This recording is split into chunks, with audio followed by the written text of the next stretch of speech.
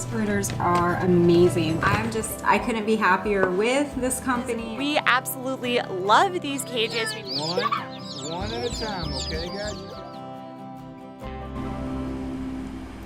Hey guys, welcome to another Coturnix Corner live. This is just basically an update live. We're going to keep it kind of short, but haven't been on the live streams for quite a while. So I wanted to come in here and let you guys know, what's been going on and what's coming up here in the future. First off, I want to thank our channel sponsors, Hatching Time and Southwest Game Birds. I hope you like the new Southwest Game Birds little spot there at the beginning. I thought that was very professionally done, and I had to get it online for you guys. But anyhow, a lot of things have been going on since our last live stream. Some good, some not so good. But some of the good things I want to let you guys know. We just reached 50,000 subscribers here on the YouTube channel, which is unbelievable. Can't believe that we made that milestone. I want to thank all you guys. Couldn't have done it without you. And hopefully we'll get the channel rolling again, get some new content out there, and we'll just keep building. We also the Facebook group page is growing. Still, it's I think it's like 37,000 people over on the Facebook group, Coturnix Corner. So I'm pretty impressed with that. And there's a lot of great people over there. We've got a lot of I call them professionals in the business. They're in there helping some of the newbies get started, answering questions and whatnot. So I really appreciate that. But anyhow, next week we are going to be doing what we're calling a celebration live stream. We've got Michael Rose from Southwest Game Birds and Rebecca Lynch from Thieving Otter Farm will be joining us. And we're just going to, kind of have a laid-back chat session just to kind of, one, answer your questions, and two, kind of celebrate the 50,000 subscribers, because that is, again, amazing. Some of the bad things that have happened, since the last time we've been on, I was looking at it today on the Facebook group page. We've lost a lot of great people in the industry. A lot of people are just, dropping out for whatever reason. Matter of fact, one very important person to me just announced that she was dropping out, her and her husband, because of some issues that are going on at home. But over the past year, actually a couple years, we've lost people like William Carl Foster. Yeah, he's still active. He's still a moderator in the group, but he's not doing quail anymore. William has brought in some of the best bloodlines out of Germany, brought them in, made them available to you guys. So, he was amazing. Another person, Allie from Maine's Confetti Quail Farm, she used to do a lot of genetic stuff for the channel here. She helped me out a lot behind the scenes, working with genetics and whatnot. So that was another one that we lost. And then, I don't know as far as actually lost, Naomi from Kansas City Quail Farm. I haven't heard anything out of her in a while, and I know the last time that I talked to her, she said she was going to still be doing the quail, but it's going to be on the down low, kind of like farm pickup only and local deliveries and whatnot. So but the most recent one was Anita Garrett, and they're out of AJ Farms LLC, her and John. And she announced that she's getting out of quail altogether. She's got some issues that she's working with at home right now, and it's just not going to allow her, to be as active or as involved with the quail as she'd like to. So she just, decided to go ahead and call it quits.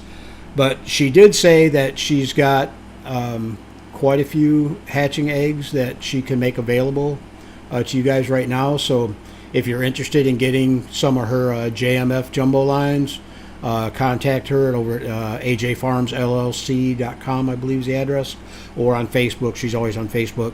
And you can, get hooked up with some eggs from her before they run out. I do know that Rebecca Lynch from Thieving Otter Farms and myself are going to kind of try to carry on the AJ Farms lines. We're going to call them the AJ Farms lines, and not so much the JMF lines, because we aren't actually a JMF referral farm. But I'm going to do whatever I can to help keep the line clean, and I know Rebecca will. That's something she specializes in. So her lines will be available most likely through Rebecca, on a limited basis, through me. But yeah, it's really kind of disheartening, that all these, in my eyes, professionals, are dropping out. But as the some drop out, some new ones get in. So hopefully it'll keep on going. We'll always have, some experts in there to help us out, like Michael Rose, Tamara and Katia out of Australia. They're always in there helping people out. Dana Manchester. Who else? There's quite a few people who are experts in the field, and they know what they're doing when it comes to quail. So they will be helping out. As far as what I've been doing, I'm still working through some health issues. I've got a doctor appointment later on this week, and I'll find out a lot more what's going on then. But I kind of got into a little side hobby that my father's been trying to get me into for several years, and that is keeping bees, honeybees. And I just started. I've only got I got 4 hives right now. I'll show you a picture real quick. I started out with 2 hives, the 2 larger ones, and then I picked up a package of bees and got a 3rd hive started. And then one of my first hives decided that it was going to get large, and I didn't want it to swarm on me, so I actually did a split, and that gave me my 4th hive. So I don't know if you guys are into bees or not, but it's really interesting, and I'm looking forward to working with them and getting the honey and whatnot. So it's pretty cool. Another thing that I've been seeing going around online, excuse me, a couple posts these were both in Coturnix Corner Facebook group, saying that they were getting out of quail altogether because they couldn't make any money at it. It was just costing them an arm and a leg to keep quail, and they weren't making any money. You can make money, at least enough to cover your expenses. I don't think I've ever, with exception of maybe building, a bunch of cages and stuff, I haven't really had to take any money out of my pocket. So I put together a little slideshow I'm going to show you guys here in a minute, just to give some of the new people some ideas what they can do, to help them get their quail to help pay for themselves. But I can't, to be honest with you, I can't see how you could not make enough money to cover your expenses. I always have. I don't think I've ever taken, money out of my pocket to buy feed. Like I say, for the cages I have, because, I'm constantly building cages, 1 for content for the channel, and 2, as I progress, I like to, come up with a little bit different style cages. Andy Rabbit's in there. Good to see you too. So yeah, another thing that you can do, and I'll say this before I go into the slideshow, take an online course. Michael Rose has a coaching program that is, for those of you who are serious about getting into quail, his coaching program, it will take you to the next level. It's information that's not out there. It's information that the commercial farms and the professionals use to for them to be successful. Yeah, there's other, stuff out there that you can find that's more or less entry level stuff, and yeah, that'll get you started. But if you guys are serious and you want to get into making quail, whether you're making it a business or a hobby that's going to pay for itself, check out ccquail.com. Matter of fact, let me put it in the chat here so you guys can find it. And check it out. There's a lot of great stuff in there. I'm learning every day when I go in there. So, yeah. Okay, let's see. Before I start the slideshow, I do want to say I do plan on making not a whole lot of changes, but a few changes in my online activities. And one is going to be spending a lot more time in the CoturnixCorner.com website. I kind of slacked off on that a little bit. I had one of our members, Wendell. He's been kind of looking after the group for me while I'm working some issues out here at home. And Wendell, I do appreciate that very much. But I want to get more active on that site. I actually want to start building that site. I would love to see that site get to the membership level that we have over on Facebook. Because one, there's a lot of great people over there. There's absolutely no drama. I mean, people are helping people out all the time. You're not going to get in trouble for posting stuff over there like you would on Facebook. We're not being censored or anything. And we got a lot of stuff that is kind of beneficial for you guys. Like one is the CC Farm Market. And that's available. It's ccfarmmarket.com, and that's available for anybody. You can post your, whatever farm-related stuff you have. You can post it over there, and you can share your link to your ad over on Facebook. You can share it over on the Coturnix Corner website, and you're not going to get in trouble there.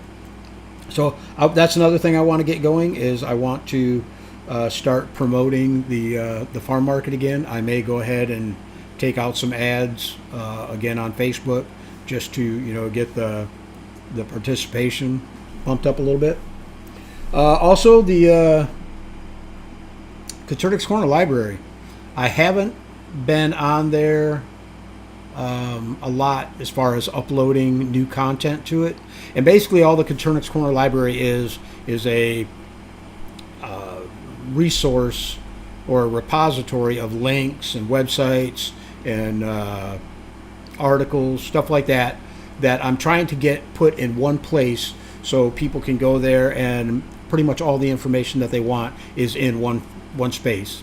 You can do a search for whatever, breeding or sexing or whatever, and there'll be websites, there'll be videos, and there'll be articles and whatnot pertaining to that subject. So I do plan on scouring the internet and finding more information to add more links to that library. You guys can check it out. It's CoturnixCornerLibrary.com, and there's a link to both the farm market and the library on the CoturnixCorner.com community group. So if you're a member over there, there's links right in the nav bar for both of them.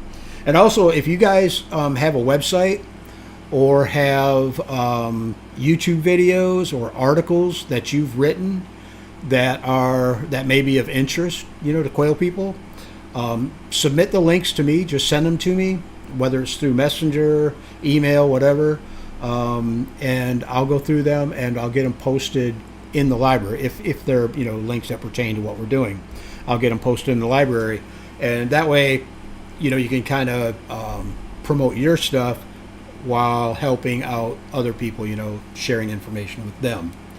So let's see what else. Also, the giveaways. I know a lot of people have been asking me about the giveaways. When are you going to start doing giveaways again? And the hatching time gift certificates, stuff like that, and the hatching eggs. It's very soon. We'll probably have some giveaways on next week's live stream. So if you guys are around then, come check it out. I will talk to Michael and Rebecca and see if we can't get some hatching eggs to give away. But also, I'm going to be doing a lot more giveaways over on the Coturnix Corner website, just to kind of help build that site up a little bit. So if you're not already a member over there, check it out. It's coturnixcorner.com. Check it out and get signed up, and a lot of stuff gets posted over there. So okay, great, Linda, that sounds good. Send it on over, and we will get it listed. Okay, I think that's about it as far as what I had to say. I put together a real quick presentation. It's not much, for basically a couple newbies that posted that they were going to get out of quail because they're not making any money. So I just want to kind of encourage them not to give up yet. There is a lot of stuff. Wiley Coyote said, I won a $50 Hatching Time gift card last time, but never figured out how to receive it. If you emailed me at terry@coturnixcorner.com, I need your basically shipping information. I need a good email. I don't really need an address, but a good email and your name and whatnot. And then I forward that over to Hatching Time. And if you know what month it was by any chance, or what week, that would really help too, because they're kind of, I won't say particular, but I always, give them the week and the date of the winter so they know, what weeks they're taken care of. I see Abram Homestead just popped into the group. Welcome. Oh, that reminds me. The Coturnix Kids program. I kind of put that on hold for a while I was working through some of these issues here at home. And the main reason was we lost a few of our sponsors. I had a sponsor that was giving us an incubator for the program. We had sponsors that were, giving us, feed and feeders and stuff like that. And they kind of dropped out, and I can kind of understand why, because it was the beginning of the year, and they weren't sure that they wanted to continue on with the program. So what I'm going to start doing now is I'm going to jump back in and get on the phone, start contacting people. I need to come up with somebody to supply incubator, somebody to supply some smaller things like feeders, whatnot. Hatching egg supplier, I think I've already got. But I would like to get the program going again. I haven't been taking any donations. We have a donations button over on the Coturnix Corner community site where you could donate towards that program, where we help buy stuff. But because we weren't doing the giveaways, I have actually been returning the donations. I had some come in, and I just decided that instead of banking the money, I'll go ahead and just return it, and then once the program starts up again, or the project starts up again, we can start taking donations then. And for those of you who don't know about the Coturnix Corner or the Coturnix Kids project, it's basically a project where kids come up with something that they can do that's going to benefit someone else, whether it's cleaning the yard, cleaning the house, taking care of animals, cleaning up the neighborhood, whatever they come up with. And they do that, and then they write up a little story telling us about how they did it and who benefited. We get people submitting pictures, videos, and whatnot, and it's really cool to see the kids out actually doing something. And we select a kid once a month who is going to win the prizes that we get for the Coturnix Kids project. So I think that's about it.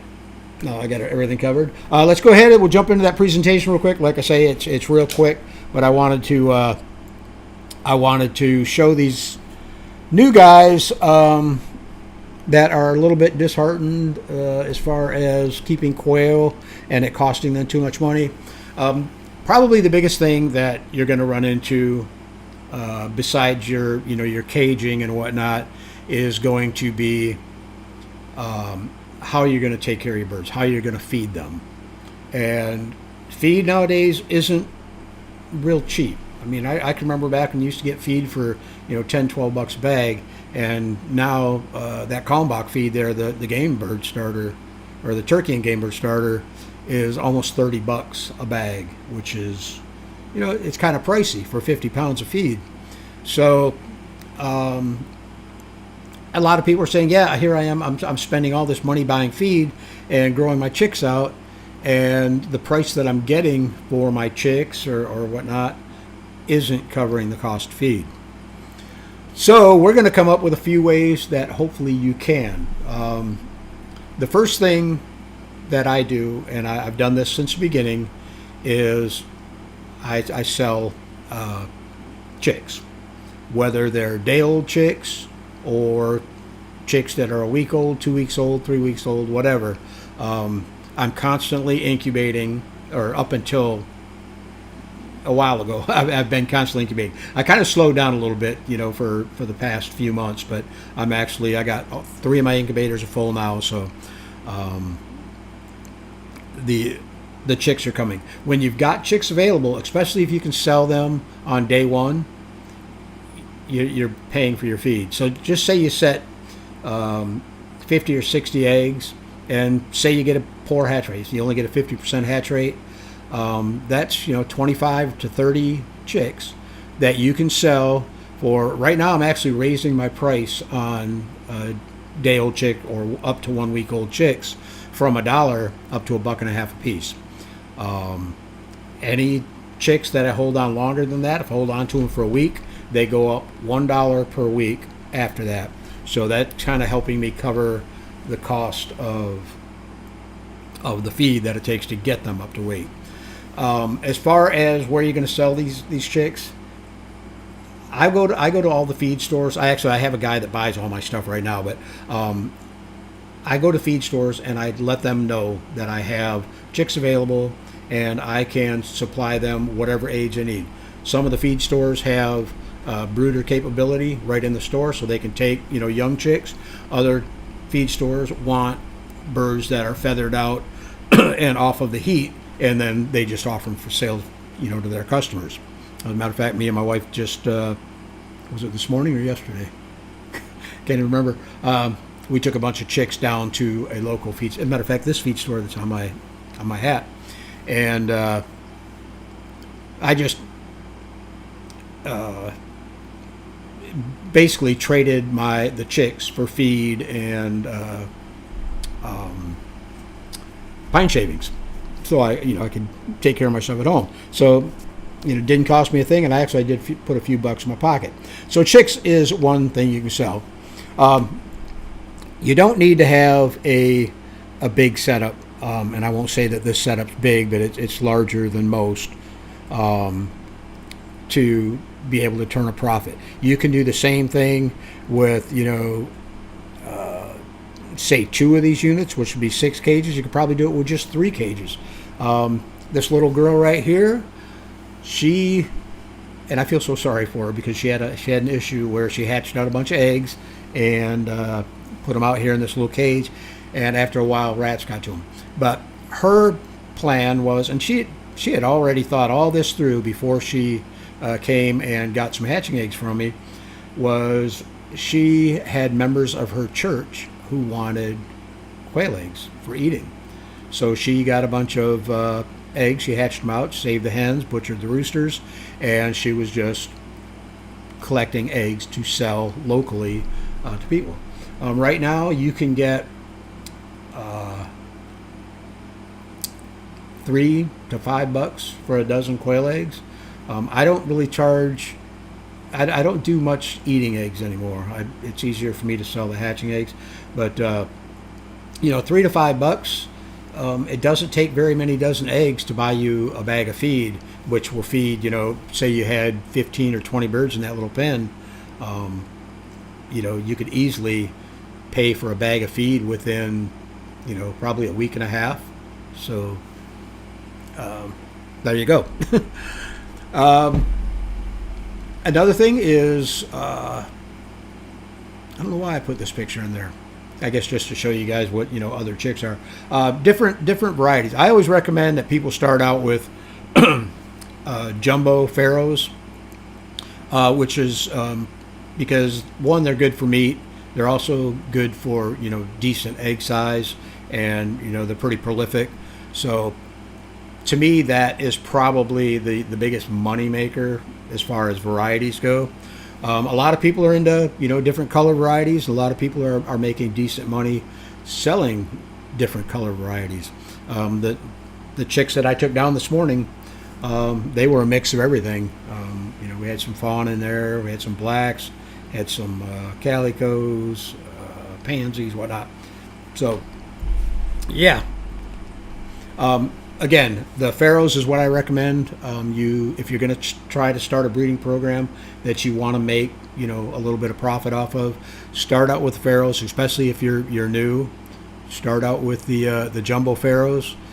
They're really prolific. Like I say, the egg size is good. They grow up to a decent weight for butchering, and I think that's what most of the people that get into quail, especially like homesteaders and whatnot, I think that's pretty much what they want.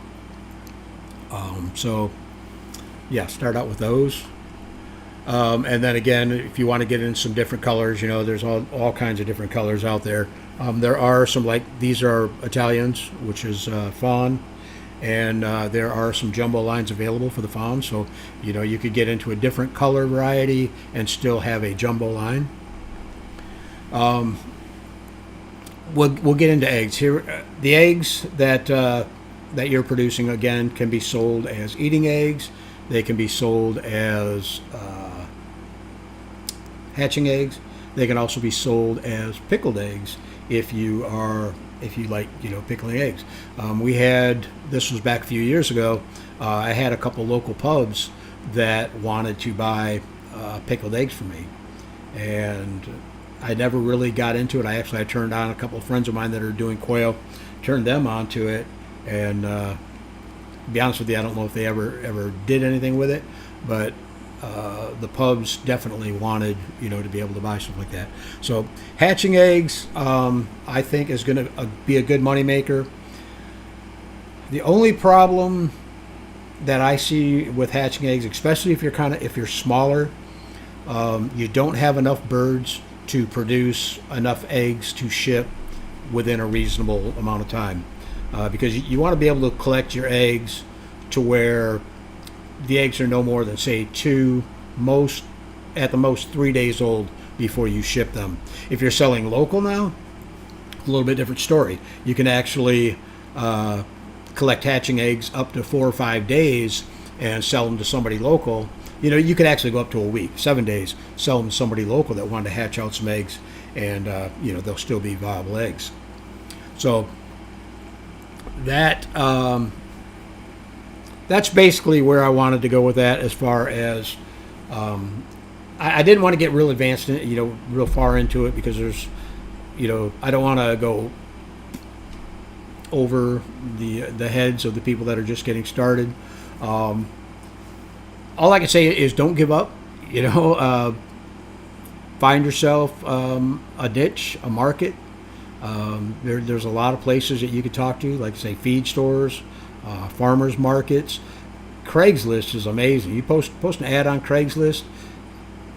As far as in my area, if I put an ad on Craigslist, I can't keep up with the response. People want, whether it's eggs or live birds or whatnot, I can't keep up with the response. And I tell, a lot of people ask me, well, as a matter of fact, I started Gulf Coast Quail the first part of this year, and the whole intention of that was to ship eggs throughout the U.S. to you guys. I kind of stepped back away from that for a little while. One, because I cut my flock size way down because I'm taking care of some issues here. But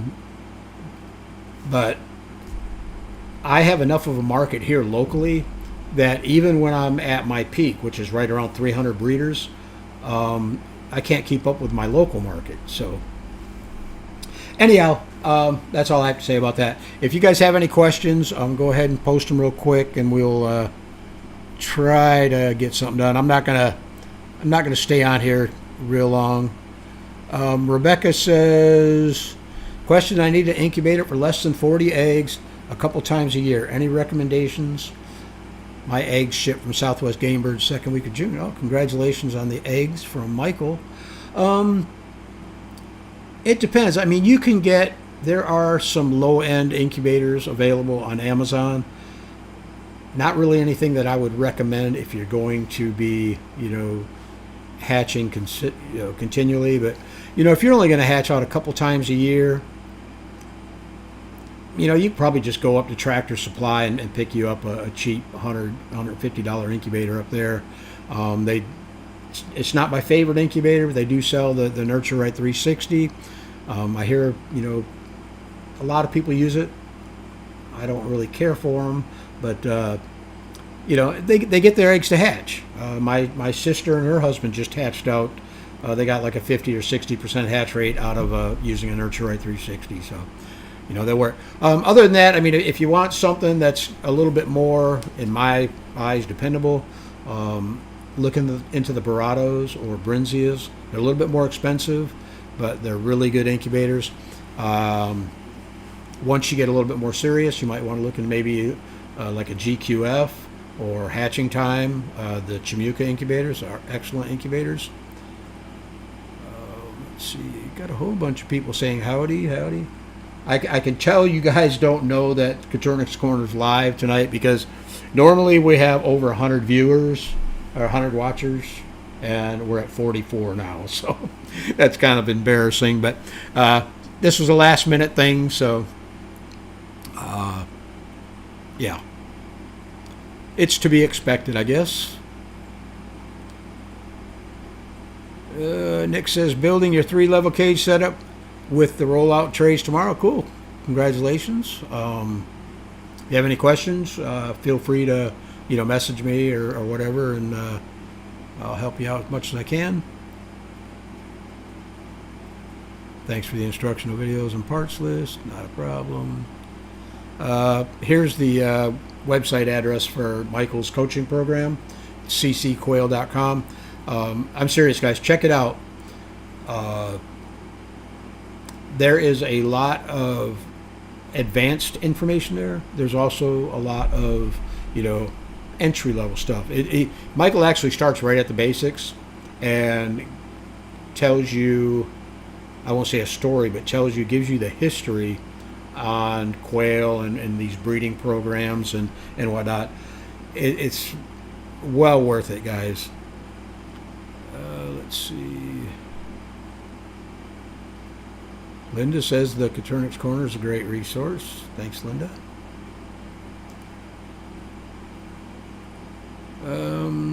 Not a whole lot of questions tonight, which is fine. Abram Homestead's in the house. Hello from Abram Homestead and the Bee Stead. Another one of my buddies got into bees about the same time I did. So hope your bees are doing well.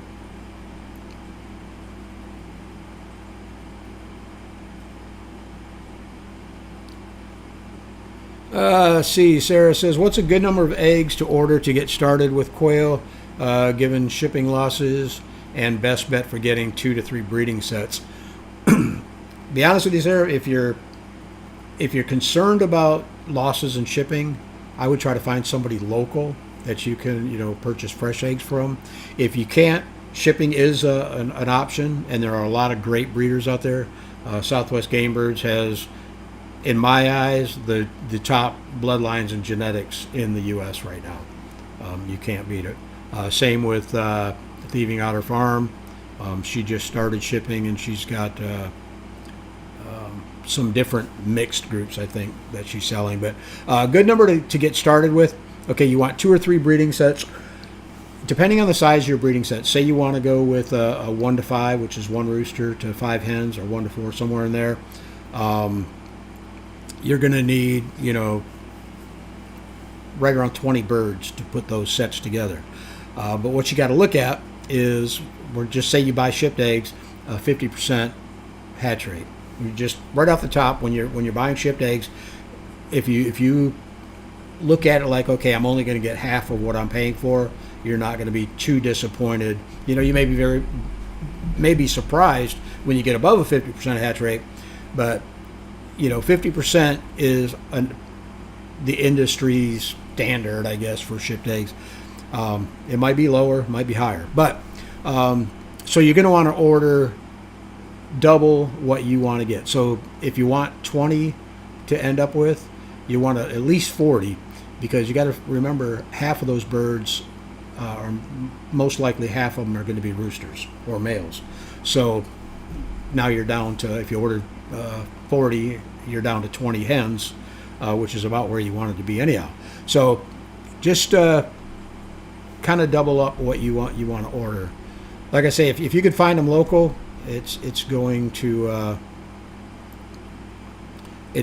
give you a little bit better hatch rate and save you a little bit of money on shipping and whatnot. So Abram Holmes says, when are you going to be selling a few eggs? If you're talking to me, I still don't know. Like I say, I've got a doctor appointment later on this week, and they're going to be scheduling surgery. So once I get all this hospital doctor crap out of the way, then I'll start getting back into my quail a little more serious, and same with the channel, get back into putting content on the channel. I know I keep saying this and it probably sounds like an old broken record, but it's kind of hard, guys. That yeah, really good. Abram Holmes says, don't forget the Korean market is good money for quail eggs. It is. I was getting upwards of $5 a dozen for eating eggs for them.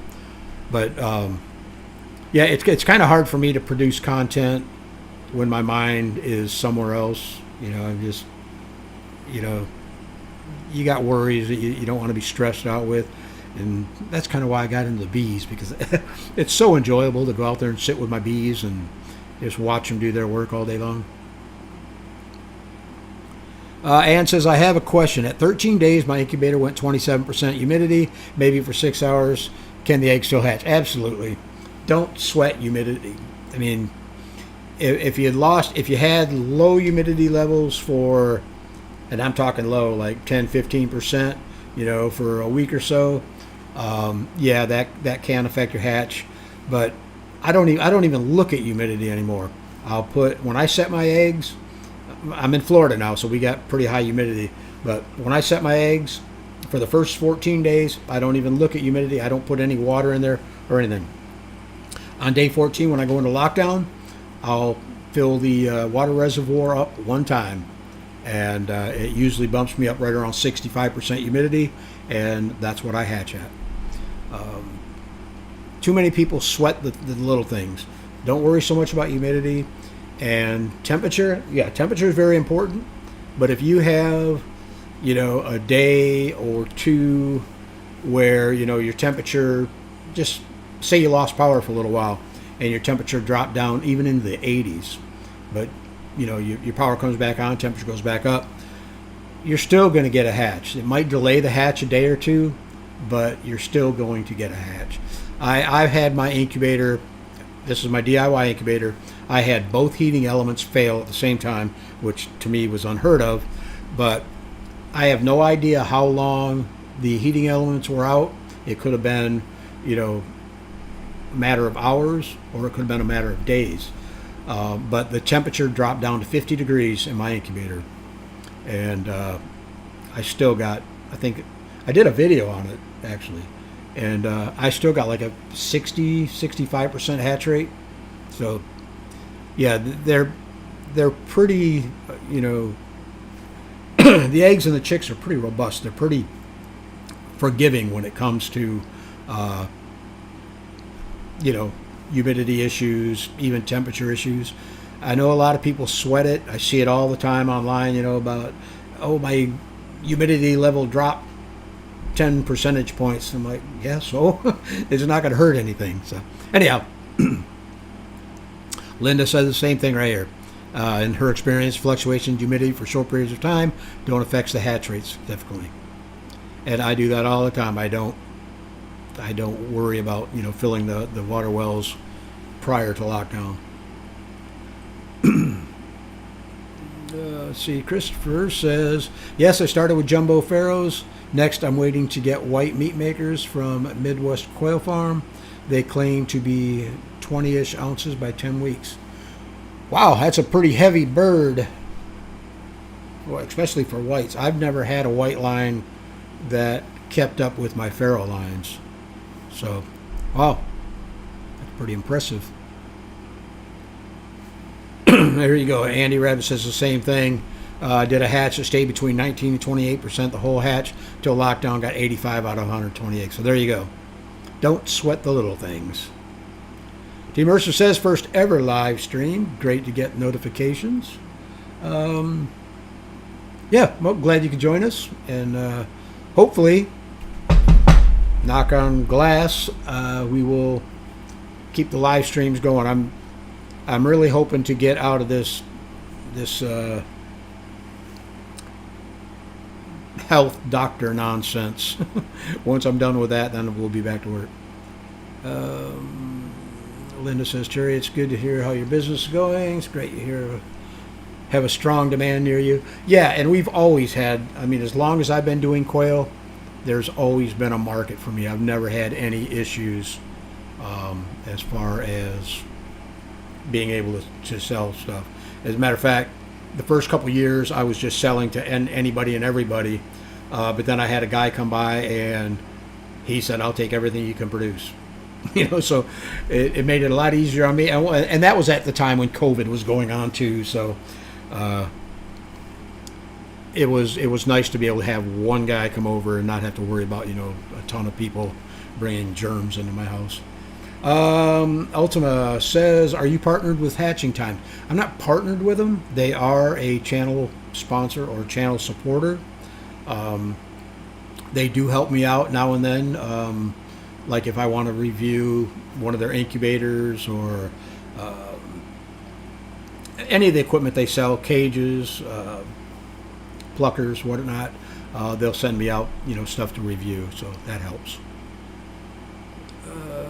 Dawn says, I have 4 cages of birds and they pay for all the feed, wood shavings, grit, everything they need, plus some left over selling eggs. See, exactly, guys. I mean, sometimes you got to use, a little bit of ingenuity to come up with marketing ideas. I know Linda Easton Waller is really good at that. We have a video here on the channel. Linda came on the channel and I believe it was a live stream. If you check out our lives, go to the channel and go to the live streams. Linda did a really interesting talk on marketing and how to sell yourself. So, yeah, check that out. Janelle Jones says, don't you have to be NPIP for shipping? You do. That's a matter of fact, that was another reason that I stopped shipping out of state, was because I was due to have my my AI testing done, and I canceled it within a couple weeks of her coming out. Again, back to the doctor stuff. And so now I'm waiting to, if I do decide to start shipping out of state again, I've got to call my tester and have her come back out. Linda says, Brinzy is having a sale right now on their Mini Advance 2. It's the lowest price we've seen in a long time. There you go.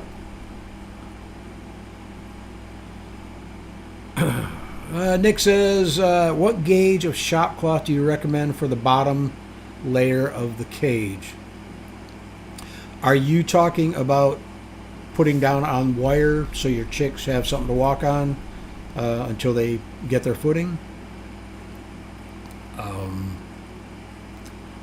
Otherwise, I don't put anything down in my cages. I just use your regular mechanic shop towels, the blue ones that you can buy at you can get it at Walmart, you can get them at any parts store. And usually what I'll do is when my birds go from the brooder into a wire floor cage, I will put down a couple pieces of that right in front of the feeder and also right in front of the water, to where they can walk on that and get used to that feel of that wire underneath their feet. And it's usually in there for until it needs to be cleaned. So usually 2, maybe 3 days. And once I have to clean it out because I got so much poop on it, I roll it up, throw it away, and they're on wire from that point out. If you have eggs that make it all the way to hatch day and then die before pipping externally, what would cause this? I had 5 eggs fully formed out of 14 that went into lockdown and failed at that point. Usually what happens is your humidity was too high during incubation. It didn't allow that air cell to grow large enough. As water evaporates out of the egg, the air cell gets larger. And when your chick internally pips, he's got enough air inside that air cell to breathe and, build up the energy he needs to externally pip. So that's usually what I would do. I don't know if you still have the eggs, but when I check eggs like that, I check to see if the bird actually internally pipped. If they did internally pip but couldn't external, then most likely they suffocated in the egg because they didn't have enough air. If they never made it to the point to where they could internally pip, then it could have been an incubation issue. Or just a weak bird couldn't even pip internally. So, as far as the gauge wire, 14 is what I use on all my cages. I know the half by half I think is 16 gauge, but you run even on the coated half by half, you end up running into issues, foot issues. So try to go with the 14 gauge if you can find it. The half by one is available in 14 gauge, coated and uncoated. I think it's the same gauge that, like, if you were to buy a commercially produced rabbit cage, they use the half by one uncoated. But I think the 14 gauge is thick enough to where you actually really don't need to have coated wire, and they'll do okay. I prefer the coated. I've since I went to half by one coated, I have not had a single issue with bumblefoot or any foot problems at all. So, yeah. Don says, "What's the youngest age you think quail can go on 1 by half inch wire?" I've done 2 weeks with no issues, but would like to do 8 to 10. That's about where I do it, is 8 to 10. What I do is I look at the birds, and if they're pretty much feathered out, they've got at least their whole body feathered out, maybe, some spots on their head hasn't feathered, I'll go ahead and put them in a wire floor. Sometimes I will put a clamp lamp, either wired to the front of the cage or the top of the cage, for the first day or so, just to get them transitioned over. But yeah, I would say 10 days, depending on Dawn. You're in Florida, right? I think you're in Florida. Yeah, if the weather permits, 10 days should be fine. But do the blue shop towel thing. If you put that down, that's going to help them birds feel a little bit more comfortable, because you'll notice even at 2 weeks. You'll notice if you take them off of like pine shavings and put them on the wire, it's like they're picking their feet up, or they're jumping up on their feeders, trying to get off the wire. So put down the blue shop towels for a day or two to just let them get used to it.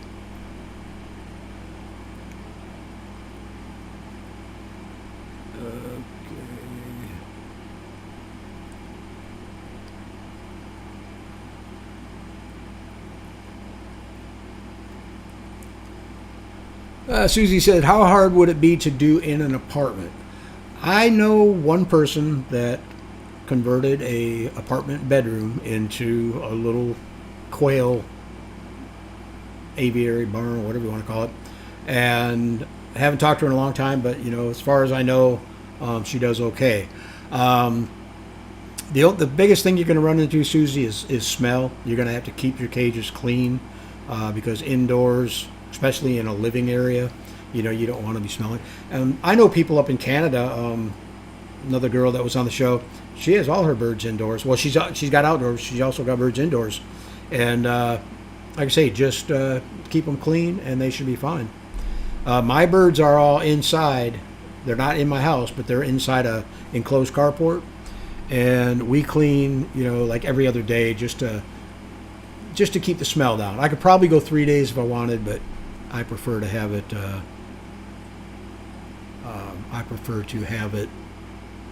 Smelling fresh and clean all the time.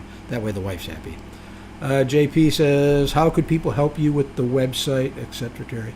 The websites and stuff, I pay for all the hosting and the design work. I do all myself, so there's nothing out of pocket there, just my time. I really don't want to take any donations for anything like that, because it's not killing me. As far I have a dedicated web server that I can put the websites on, and it's not costing me any more or any less to do it. So as far as helping out with the Coturnix Kids project, once we start taking donations again, you could do that through the CoturnixCorner.com website. That to me is probably the biggest thing that I would like to get going again, because if you go back and watch some of our lives where we had the Coturnix Kids winners announced, it's so cool to see the look on the kids' face, and they send in pictures and stuff when they get their stuff in. So yeah, it's pretty cool. Linda, that's very good point. Most important thing is ventilation. Anyone in your house has lung issues, I wouldn't recommend it. Yeah, exactly. My wife even has, she doesn't like the lettering with the letters for it, but COPD, and she's always out working in the quail room, cleaning cages and whatnot, and I got to make sure that I keep the dander down in there, keep the the filters on the fans going. I take a vacuum cleaner and get up on top of my cages and vacuum out the dust and dander that gets up there. But yeah, and Jay says the same thing. At the very least, you need a good air purifier. That definitely would help. Ann says, thank you so much. This is my first time in 3 days. This is my 3 days lockdown. No, cool. Good luck on the hatch. There you go. Jay says, I have a friend who keeps hers in room indoors. She has very robust HEP filter, air purifying, venting to the outdoors. That's the way to do it. Andy says, that's right, Terry. Don't sweat the little things. I did a test hatch and I set eggs, went on vacation. Came home for lockdown, was able to watch the humidity and temp on my app. Still had a good hatch. There you go. I mean, I'm not going to say that humidity and temperature are not important. They are very important.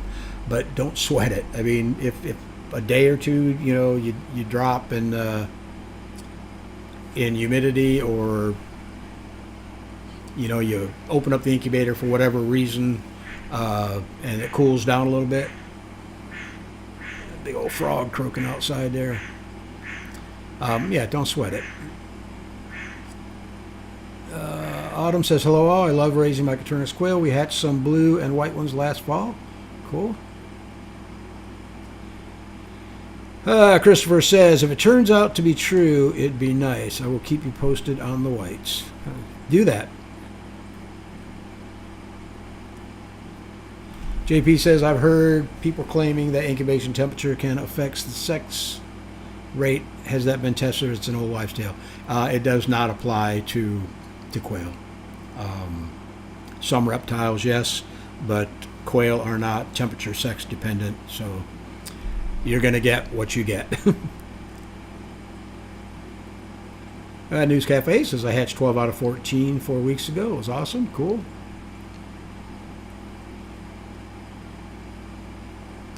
Ann says, do you put any special in the water for their health, and what is it? I use a product called Dervet. It is a electrolyte vitamin solution, and the only time I really use it, if I have a big batch of chicks, usually like their second watering, maybe even into the third, I will give them a 50% diluted electrolyte vitamin solution, and my adult birds will get it if our temperatures get super hot in the quail room, which anything above 90 degrees, it's not really hot, but feels hot to me, so I'll give them an electrolyte solution just to kind of help with them staying cool. So but yeah, Dervet, I've been using it for 3 or 4 years now. It's always done good. You can get Save a Chick up at Tractor Supply stores. They sell them. That stuff's actually in little packets, measured out for a gallon of water, so that's real easy to use. But you don't really need to have it. I haven't seen it hurt anything, so I can imagine it is helping. But I've done just as well on plain water. So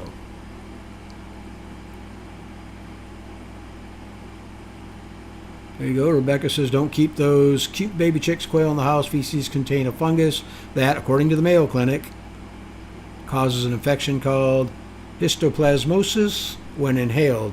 It's not just birds and bats. Really? Wow. I better let my wife know that, 'cause she's always out there in the quail room with the babies, and there's a couple hundred of them out there. Nick says, sorry for the confusion. Oh, the gauge wire. Okay, we already discussed that. Mary's in the house. Hello, Mary. Glad to see you.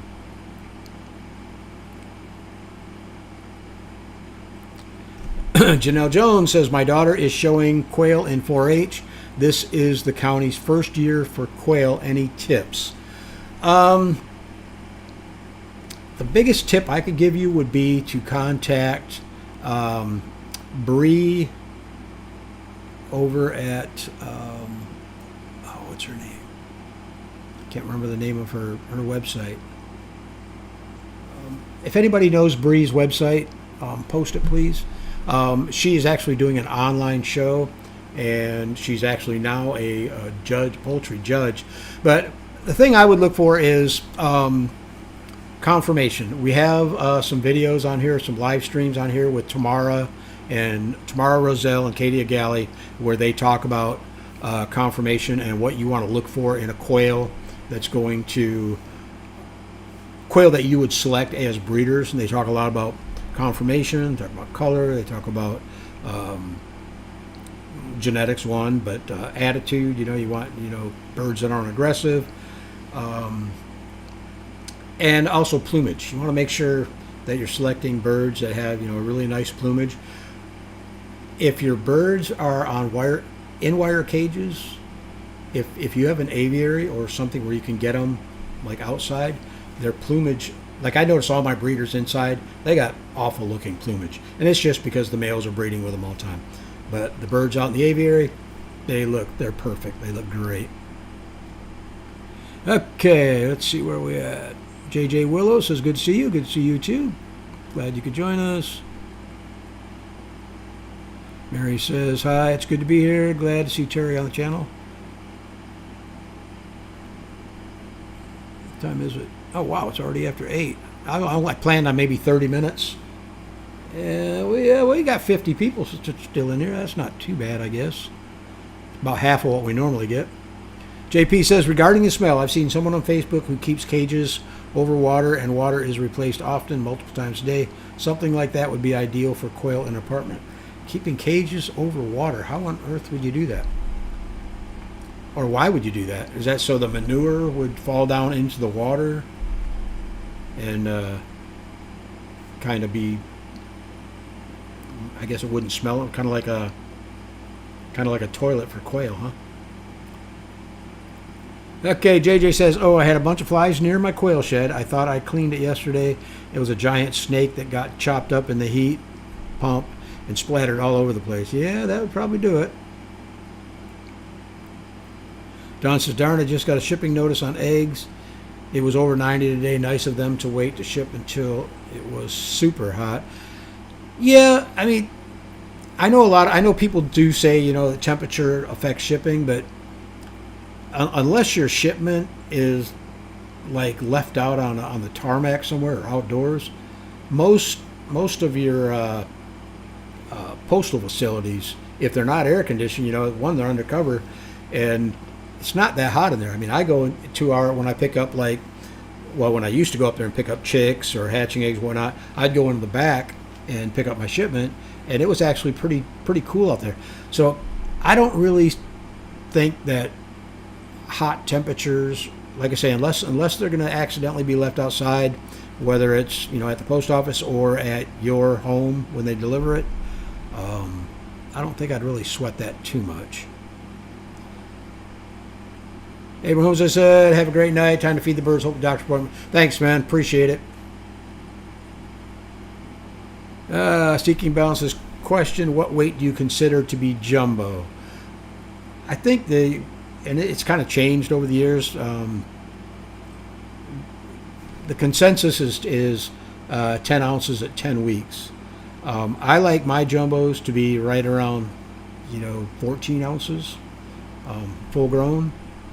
I've had some that were bigger, up pushing close to a pound, but for the most part, 14 ounces is a good zone where I don't have to worry about leg issues. And Pips and Chicks, thank you, Dale. Pips and Chicks is Bree's website. So if you do a search for that, or on Facebook, look up Pips and Chicks, and Bree can help you out. She's a wealth of knowledge. KNC says, fixing soft-shelled eggs in quail. I'm guessing I'm going to use crushed, hatched eggshells. Yeah, you can do that. I used to actually do that. I would bake the shells to bake all the moisture out of them, and then they crumble up real easy. I also picked up what do you call it? It's can't remember what they call it. It's a little hammering thing a hammer mill. You can put crushed oyster shell in there, hit it with a hammer mill a few times, and it crushes up the oyster shell small enough for the birds to be able to eat it. But I have used regular, glad you could join us anyhow, Bob. I have used, regular chicken-sized oyster shell, and they'll pick through it and find the ones that they, can ingest. But yeah, the eggshells will work just as well. All right, there's Wendo. Hurricane Covey made it late, but here. Glad you could join us, Wendo. I was saying earlier that you had kind of been moderating over there at the Coturnix Corner community site, and I appreciate that.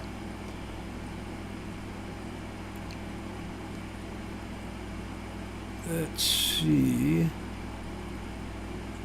See, here's Glenn says, also jumbo, been averaging 15 ounces on the jumbo. There you go.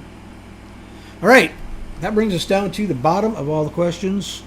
So, guys, I just want to thank you for joining us tonight. I know it wasn't a big turnout, but that can be expected. It's been several weeks since we've gone live, so you guys didn't really expect it. I didn't even expect it. There was some news that I wanted to share with you guys. Again, I just want to say real quick that, and we announced this earlier in the show, that Anita Garrett announced that she was getting out of quail. So if you guys are looking for some jumbo pharaohs, her bloodlines, in my opinion, are some of the top in the U.S. They are the JMF line. She is taking orders right now until she sells out. Once she sells out, they're done. But Rebecca Lynch from Thieving Otter Farms and myself will be carrying on that line. Probably Rebecca a lot more than me. She's got the space to where she can do it. But I promised Anita that I would help to keep her lines going. And we'll be selling them under the AJ Farms name. So, yeah, if you're in the market for some jumbo pharaoh hatching eggs, very little wait time through Anita Garrett, and that's ajfarmsllc.com. So, all right, JJ Willow, thank you for joining us tonight. Appreciate it. So anyhow, guys, join us next week. We have Michael Rose from Southwest Game Birds and Rebecca Lynch from Thieving Otter Farms. It's just going to be a laid-back live stream. We're going to be answering questions. So they're the experts. They'll be able to pretty much, cover anything that you guys might have. We'll probably be doing, I'm sure we'll be doing some giveaways, hatching eggs, maybe a gift certificate from Hatching Time. So guys, thanks for joining us. We will see you next week, Tuesday. I'll make sure that I post an announcement in the regular places, just so you guys don't forget and we get a little bit better crowd. Have a good weekend, guys, and we'll see you next week.